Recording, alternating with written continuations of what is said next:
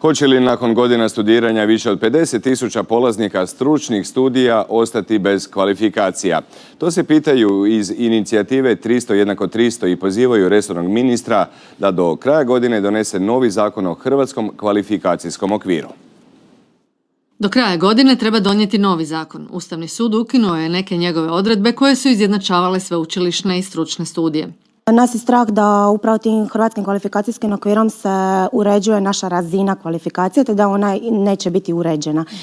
Najviše straha imaju naši studenti koji su već završili fakultete jer ne znaju kako će se poslodavci postaviti spram te situacije. Hoće li nakon 5 godina stručnog studija bez novog zakona završiti na tržištu rada kao srednjoškolac, pita se Miroslav. Naša kvalifikacija će biti propisana drugim zakonom, ali naša kvalifikacijska razina će biti zadnja srednja stručna sprema, to jest srednjoškolsko obrazovanje. Vaše diplome stručnih studija vrijede prema drugim zakonima, poručuje mi ministar obrazovanja, a dorađeni zakon o hrvatskom kvalifikacijskom okviru uskoro će u proceduru.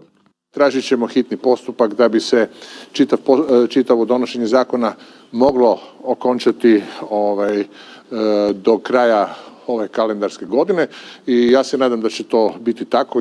Novim zakonom polaznicima stručnih studija treba omogućiti uvjete studiranja slične europskim, ističu u Vijeću veleučilišta. U europskom prostoru ta mobilnost vertikalna između stručnih i sveučilišnih studija dopuštena, ono što se u Hrvatskoj u velikoj mjeri izbjegava. A gdje ih vide u obrazovnom sustavu, polaznici stručnih studija trebali bi saznati uskoro, kad se prijedlog zakona napokon nađe u javnoj raspravi.